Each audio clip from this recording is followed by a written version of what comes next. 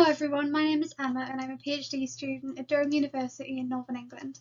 Today I'll be talking about my research into experiences of crisis in 17th century North East England.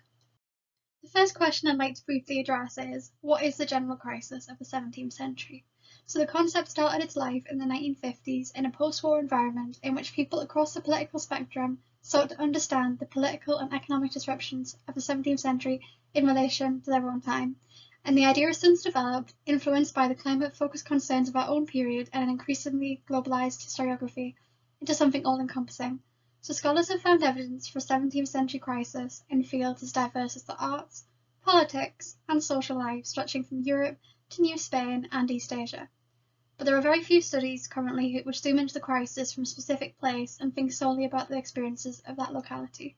And that's the topic of my PhD and what I'm excited to share a little about with you today. My research involves looking across North East England, but for the purposes of this presentation, I'm going to tell you some stories about 3 specific communities, because I think that is the best way to get an insight into how a local focus can add something new to considering a global phenomena. The 3 places I'll be talking about are the city parish of St Andrews in Newcastle upon Tyne, which is the main city in the region and also my hometown. The second place is the suburban parish of St Oswald's, which is in a local market city, Durham, approximately 20 miles south, and extends south from the city centre down into the area around here, which has little outlying villages. And my final example is the rural high-lying village of Bishop Midland, which lies further south again. The first community I'll be talking about briefly today is the suburban parish of St Oswald's, which lies in the outskirts of Durham, a small market city. It's a parish of 2 halves. There's a suburban, more wealthy centre, and then poor rural outlying villages. Thinking specifically about the demographic profile of the parish as a whole, there are a few significant aspects to bear in mind. People generally marry relatively late, and most people marry from within the surrounding area. There's only one marriage from as far afield as London, for example.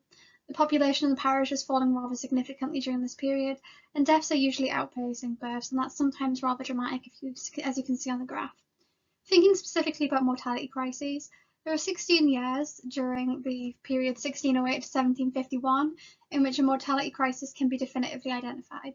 Around half of these are in the 17th century, and some of these are relatively minor crises, but there is an absolutely devastating mortality crisis in the 1640s, which I'd like to talk about a little bit now. At its most basic, the mortality crisis of 1644 to 1645 was caused by a combination of the impact of garrisoning soldiers, epidemic disease, and possible food shortages. We can look at this in very basic terms and think specifically about the seasonality of deaths and consider how significant a proportion of the population died in the space of a single year. This is a community of less than 1,000 people, so the deaths of over 40 people in the space of a single month is a really significant number.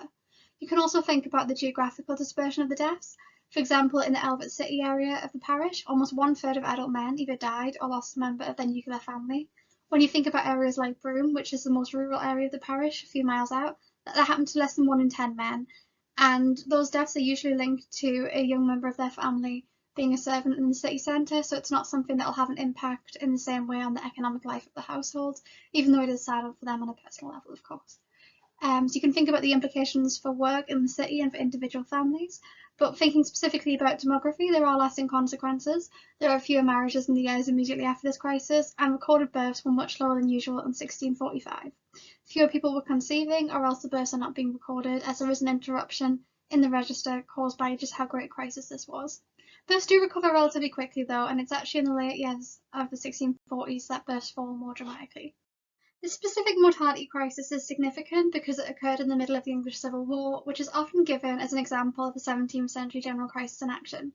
This is usually in terms of the experiences of political giants, but looking at this in terms of history from below can also give another experience. If you want to think outside of the parish, you could look at the experience of Thomas Younger, who is an injured, dying soldier from Durham, who's lying in a hospital in London, worrying that his wife might remarry before he dies. If you want to think specifically about the experience within the parish itself, there's some really interesting stuff in the parish register that helps to build up a picture. So at the start of the plague epidemic of 1645, this man, Nicholas White, had already had a really unlucky time. He was a labourer, he worked at the local mill, and he had lost 7 children in infancy by 1644. This is probably not helped by the difficult conditions during the late 1630s and early 1640s. And so it was a relatively small family at the time of the plague epidemic. And his mother-in-law, for instance, had also been unlucky in that respect, as she lost many of her siblings in 1597 during a plague outbreak during a period of dearth. So as we come into the spring-summer of 1645, things are already really hard for Nicholas, and he loses a child, and then on the same day he loses another child, his wife and his mother-in-law, and then a few months later he himself dies of the plague, and his will survives in the city archives, and you can take a look at that online, I believe. And one of the really interesting things about Nicholas's will is it shows his attempts to leave his belongings in a meaningful manner when he no longer has any family remaining himself. So some things are given to a relatively distant relative of his wife, and the remainder goes to a woman called Gillian, who I couldn't connect what the relationship between them was. There's around 20 years difference in age between them, but from things I can piece together, it seems that they may have she may have worked around the mill, something like that. What's interesting about this is because it's the only example I could find during the 1640s crisis of complete family annihilation. That is something that is really, really unique, because most times someone will survive. An entire family isn't usually wiped out in a single moment. And when you're thinking about global events, so a lot of the times scholars looking at the general crisis will talk about demographic decline and population collapse in terms of some settlements losing a third of their population. And you can look at it in those terms, in broad terms, but you can also think about the life experiences of individual families and how those were impacted during periods of mortality crisis. And this is something I feel quite passionate about because it can add something different to telling the story of history. The second community that I feel has something interesting to add is Bishop Middleham. Now, Bishop Middleham is a small rural village at high elevation. It's poorer and generally more unhealthy than St Oswald's parish. And when you use the same calculations I used to determine mortality crisis in St Oswald's on this parish, the mortality crisis in Bishop Middleham are significantly deeper. But an interesting aspect of this population's demography, though, is its resilience. The population remains remarkably stagnant across the first half of the 17th century, despite significant mortality crises and outmigration. It's because of the high number of births. There are lots and lots of births happening, as you can see on this graph. I'll just get the pointer. So you can see here that generally the births are higher than the deaths. It's a significant factor in Bishop Middleham's success and survival in this period. So the demographic profile of Bishop Middleham is quite different to St Oswald's, and I'm going to look specifically at one moment of crisis that does connect the two parishes. The winters of the 1610s were exceptionally cold, and one of the best ways this can be exemplified is through the diary of Thomas Chaytor, who lived in St Oswald's parish. He wrote at length in his diary about a horrific cough making many children deathly ill, and about his concerns regarding the weather and crops. There were many months when he was actually stuck inside of his home community. He was unable to leave because of the icy conditions. And at first glance, when I was reading his diary, I was quite confused because the situation in St Oswald's parish, as you look at the parish register, didn't really seem to tally with the level of despair that completely overtakes his diary. However, if I read you a section of his diary with this graph of the monthly burials in Bishop Middleham during the winters of 1612-1617, the period of his diary, things will become much clearer. So Thomas Chaytor says, "This year is a great and perilous sickness in most parts. Many died of a few days' sickness, both young, lusty, and strong." Now, the impact on marginal communities such as Bishop Middleham of poor conditions can be exceptionally severe, and through the combination of narrative sources and demography, you can see the true impact these events can have on the ground, on people's psychological and emotional well-being. Now, what about the longer-term consequences of the harsh conditions of the 1610s of the parish? The main impact is that in 1615 there is only one wedding recorded in the parish. This is probably because a wedding is meant to be a celebration, and during times like this, it's not really the right time to celebrate. But baptisms are relatively unaffected, aside from in 1618, just after the crisis passes, and generally the community does recover very well, and the community absorbs the losses of the 1610s too. Now, my third example is St Andrew's Parish, Newcastle. And Newcastle is a large city, and it's a place which acts as a magnet for the region as a whole. There's a lot of migration into the city in this period. Now, for this example, I want to focus solely on a single moment of genuine crisis, because this is something that unquestionably qualifies as a dark and desperate time in the city's history, and it is vital to understanding the demographic aspects of the general crisis in the region. So take a look at this graph, which shows burials during the 1630s and 1640s. The spike in 1636, shown here, is one of the most devastating plague outbreaks ever experienced in the north of England. And I'm just going to read out a contemporary description before I move on to talk a little bit about the actual implications of the outbreak just to show how difficult an experience it was for the people involved. Many feared the dissolution of civil society and questioned whether the Last Judgment was soon to be upon them. And a really nice example of this comes in a pamphlet by Robert Jennison, which was published in 1637, which is a text of a sermon in which he recalls the fate of the Israelites and reminds his readers that only God knows how their turmoil will end. So Jennison asks whether this plague now begun shall presently end, or else proceed and make an end of us also. So through the connection to the Israelites, he's showing his readers the religious backdrop to the outbreak. And the parish registers during the crisis are remarkably complete, and you can trace the course of the 1636 outbreak in St Andrews. And there are numerous burials with numerous members of family members buried in the same day, buried in the same grave, loads of unnamed paupers who it's not possible to know who they were. There is a real sense of despair, and at the end of the outbreak, on the first day that there is no deaths recorded, no burials, there is a genuine sense of relief, and it's actually recorded and kept for prosperity. There is, on the 15th of October, none buried here. And it's something really significant. It was a really traumatic experience. The parish clerk died and someone else had to take up the register. So it's something that is difficult for people to experience. There is nothing like 1636 in the city's history. So something I'll be thinking about in the coming months is what the lasting impact of this epidemic were. So when you look at the immediate aftermath, baptisms briefly go down in 1637, but they do very quickly recover. There is a delay in marriages in 1636, and there's around 10 less than the previous year, because people aren't getting married at the height of the crisis. But in January 1637, 17 couples celebrate their marriage. Normally in a usual January, there's only be 1 or 2 people, so people are keen to rebuild their lives and build up a strong and healthy partnership that will help them in times of hardship too. Now, there is one aspect of the community's recovery from the crisis that is a little bit more bleak, and it is something I'm going to be investigating a little more in the coming months. When I looked at the parish register transcripts for the months immediately after the crisis, the vast majority of the deaths are amongst the unnamed poor.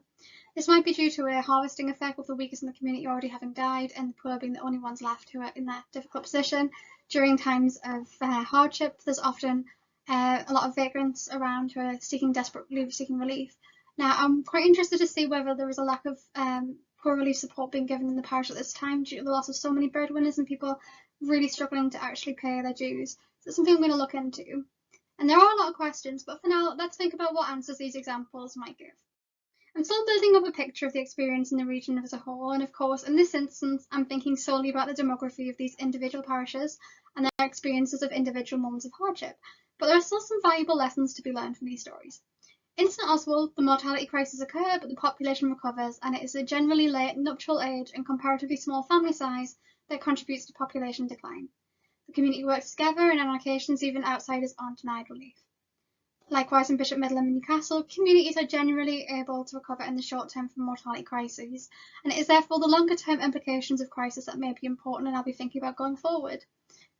Now, my current impressions, despite the talk in some works of a global population cut down very dramatically and of a period of social breakdown, is that in the 17th century, lots of places in the north of England were resilient and adapt and moved beyond periods of trauma and, wherever possible, worked to rebuild their lives.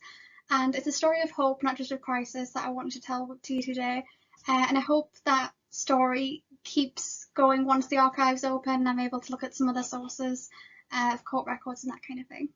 Now, I want to finish my presentation by talking about the elephant in the room, because when we're thinking about the concept of a global crisis in 2021, there is something that will loom in the background for all of us. So our own experiences of the COVID-19 pandemic will affect our interpretations of the past. I'm going to talk a bit about how I've engaged critically with the implications of the pandemic for my research. Here's a specific example of how the changing course of the pandemic has affected my perspective on one of the case studies I looked at, and this is the life and death of a woman called Mary Rowell. Now, Mary Rowell, I came to know about her through her will, which survives in the city archives, and after reading her will, I was really intrigued about what her life was like, because it's a very vivid source. It's an uncooperative will written on her deathbed where she hands the key of her home over to her friends and begs them to care for her until she dies. And there is a sense of genuine anxiety and stress in this will. So through family reconstitution using the parish registers and some other sources, I was able to look back and discover the story of Mary's life. So Mary was the daughter of a singing man in the cathedral, and when he died, he told his wife, Mary's mother, and Mary that they must be kind to each other and they should look after each other. And at first it seemed like a little bit strange, the level of emphasis that was placed on this, but it soon became clear why, because in the immediate years after his death, Mary's mother quickly remarried and had numerous children to her new husband, and it does seem like Mary was sort of pushed away a little bit. So by the end of her life, she doesn't seem to have much connection with her family. And as you can see on this slide, my first interpretation of Mary's life and death was bleak. Writing in August 2020, soon after the first lockdown ended here in the UK, I focused in depth on her lack of connections to her kin, on the putrid smell of her sick room, and her reliance on the kindness of neighbours and friends. And I told it in a very, very bleak manner. Now here's my reframing of Mary's story in spring 2021 when we're moving towards a reopened society here in England. And now bear in mind that I had the exact same sources when I'm writing this. And I focus on the fact that the women of St Oswald helped each other. Mary was helped by a friend. She wasn't alone. She was part of a demonstrable network of widowed and single women who supported each other. They were friends, like a makeshift family. They all cared for each other, and it could be seen across the decades in the late 17th century, these women in their own turn caring for their loved ones, their friends, when they were ill. And there is something hopeful about that. It doesn't have to be a negative story, even when something bad is happening. And that's something I really took away from this year. Now on screen now are some of the images which really sum up my experiences of the first wave of the pandemic in England. We were put into pretty severe lockdown restrictions in March 2020, and I went from having a really active university life to not seeing anyone other than my family for months and months on end. And my perspective on the pandemic we're experiencing was influenced quite strongly by my previous research into past epidemics, and I hope there'll be a definitive endpoint to this experience, as you can see in this Mass Observation Archive diary, which was produced for the UK's Mass Observation Archive in May 2020. I wrote that I hope one day we'll be able to say we survived and it's over. I genuinely believed in an endpoint in which the virus would recede and we'd come back to 2019. And obviously that isn't going to happen, and things are going to be different going forward. So the pictures on screen show my hopes of the vaccine, which did come. The first time I got to see my friends again after months is the picture on the left, and the two pictures on either side are the war imagery that was really, really prevalent in Europe. There was a lot of sense of this pathogen as being an enemy, and this is a successor to World War II, and we are learning from our forefathers on how to deal with things in a resilient manner. And it was quite an unhealthy way that things were presented, but without getting into that anymore, I reflected on what the pandemic meant for my research. So I felt far closer to the 17th century individuals I was studying than I had ever done before. And when you're reading a plague will where people are unable to be comforted by their families, that strikes differently in the context of the outbreak that was happening. Walking past a care home where you know people are away from their loved ones, and then going home and reading those wills is a very emotional experience. And also practically, I've been unable to access many of the primary sources I hope to be able to use, and I've been using things like parish registers much more than I thought I would be, but I've learned quite a lot from doing that, so it's been a good experience in some ways too. And if you are interested in thinking about the implications of the pandemic on the research experience a little further, outside of just a historical perspective, please feel free to take a look at this article that was produced by my ethnography group that I'm part of with people from university. It's a very raw and emotional look at what it was like for us conducting research during the first 6 months of the pandemic. And if you struggled yourself with that experience, I hope it's helpful to know that you're not alone. Thank you very much for listening to my presentation, and if you'd like to continue the conversation afterwards, you can contact me by email. My email is on screen, and also by Twitter at @MAYO5. Thank you very much for listening.